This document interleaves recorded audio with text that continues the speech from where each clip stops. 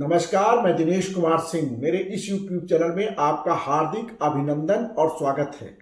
आज मैं एक नए विषय के साथ आपके सम्मुख उपस्थित हूं और विषय है उत्तर प्रदेश राजस्व संहिता की धारा 115, जिसमें अगर किसी भूमिधर का या गांव पंचायत की भूमि को धृत करने वाले किसी आसामी का अगर कोई उत्तराधिकारी नहीं है तो उसके द्वारा धृत भूमि का क्या होगा, इस संबंध में आज हम विस्तार से चर्चा करेंगे। इसका प्राविधान उत्तर प्रदेश राजस्व संहिता की धारा 115 में किया गया है। साथियों, उत्तर प्रदेश राजस्व संहिता की धारा 115 क्या कहती है?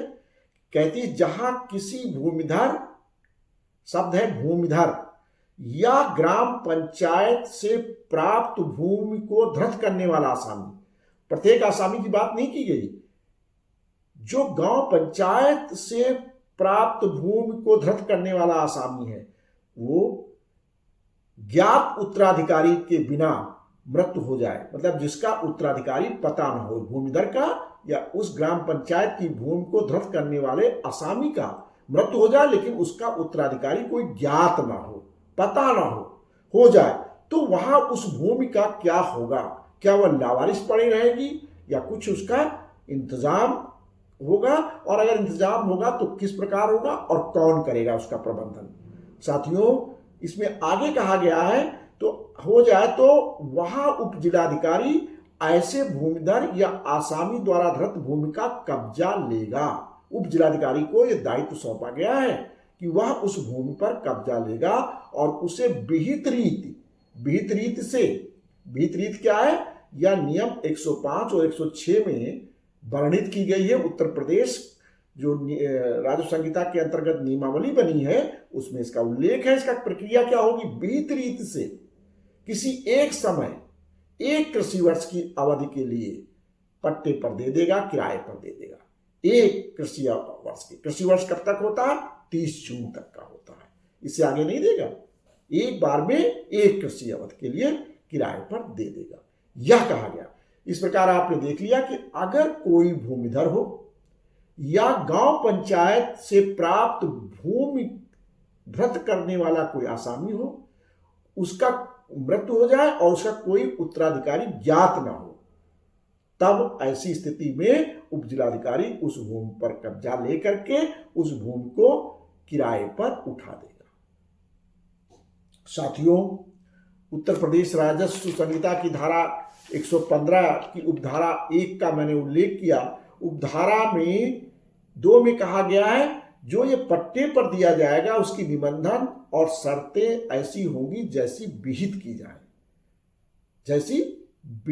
जाए, और ये शर्तें और निबंधन का प्रक्रिया, पट्टे पर उठाने की प्रक्रिया, ये पूरी दी हुई है नियम 105 और 106 में, जिसका मैं आगे चर्चा करूंगा।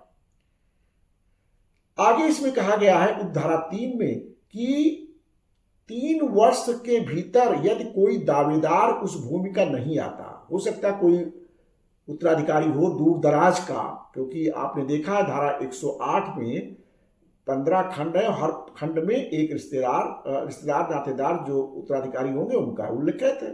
तो दूर दराज का कोई अगर उत्तराधिकारी किसी खंड का जीवित है और वो आ जाता है और दावा करता है कि मैं फला नियम के अनुसार, धारा के अनुसार मैं उत्तराधिकारी बनता हूं, दावा करता है, तो उसको 3 साल के भीतर दावा करना होगा। तो परगनाधिकारी क्या करेगा? ऐसे जांच करने के पश्चात जिसे वह उचित समझे, और यह भी नियम में प्रावधान किया गया, कैसे जांच करेगा कि उप जिलाधिकारी तहसीलदार से जांच कराएगा और जांच कराने के बाद सभी पक्षों को सुनवाई का अवसर देगा और सुनवाई करने के बाद वह निर्णय करेगा नियम 105 के अनुसार कि उसका दावा सही है कि गलत है। या तो वह दावे को स्वीकार करेगा या दावे को अस्वीकार करेगा।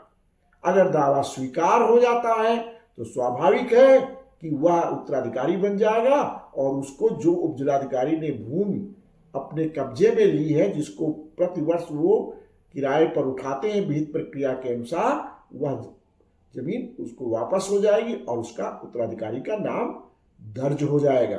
साथियों, अगर वो दावा अस्वीकृत हो जाए, 3 साल के भीतर किसी ने आकर के अपना दावा भी पेश किया लेकिन दावा अस्वीकृत हो जाए, तो दावा अस्वीकृत होने के क्षुब्ध कोई भी व्यक्ति जिस तारीख को उसको इस आदेश की सूचना दी गई है कि आपका दावा जो दिया था वो खारिज हो गया, उस तारीख से 1 साल के अंदर उसे ये एक अधिकार और मिलेगा कि धारा 144 जो घोषणात्मक बात दायर करने की है, धारा 144 के अंतर्गत वह एक घोषणात्मक बात दायर कर सकता है, वो दायर कर सकता है। यदि वह घोषणात्मक बात दायर नहीं करता है 1 साल तक, तो वह भूमि गांव पंचायत में निहित हो जाएगी। अगर वह दावा 144 के अंतर्गत दायर करता है 1 साल के अंदर, तो उस पर निर्णय होगा। अगर निर्णय उसके खिलाफ होता है, तब जिस तारीख को निर्णय खिलाफ होगा उस तारीख से वह भूमि गांव पंचायत में निहित मानी जाएगी।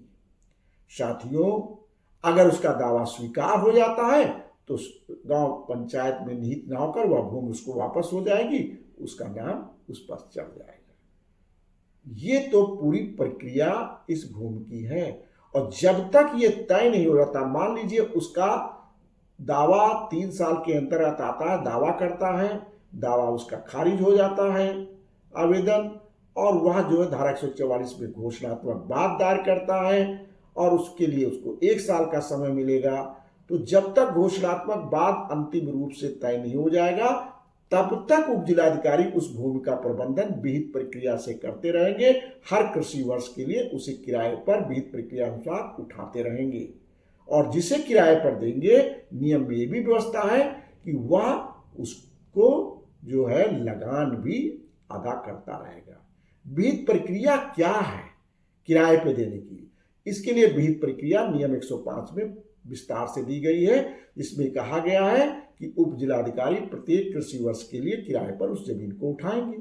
उठाने की प्रक्रिया क्या है? एक नोटिस जारी करेंगे नीलामी की, और उस नीलामी की नोटिस में लिखा होगा किस तारीख को नीलामी होगी, स्थल कौन सा होगा, अब तहसील का मुख्यालय होगा स्थल, और उस भूमि का विवरण होगा। वह नोटिस तहसील के नोटिस बोर्ड पर चस्पा होगी तथा इस बात की सूचना जहां वह जमीन है उस गांव में डुग्गी पिटवा करके भी सर्वसाधारण को दी जाएगी, जिसे सबको पता रहेगा। नीलामी की तिथि पर तहसील में नीलामी होगी।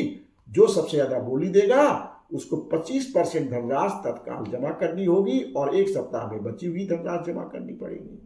अगर वह धनराशि नहीं जमा करता है शेष धनराशि 1 सप्ताह के अंदर, तो वो नीलामी उसकी जो है खारिज मानते हुए पुनः उस भूमि को नीलाम कर दिया जाएगा, और जो उसने 25% धनराशि जब जमा की थी वो जब्त हो जाएगी राज्य सरकार में।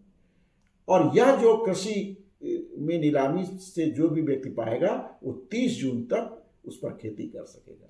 हर साल के लिए इस तरह ये किराए पर ये जमीन उठाते रहेंगे। जैसा मैंने आगे बताया, कब तक उठेगी?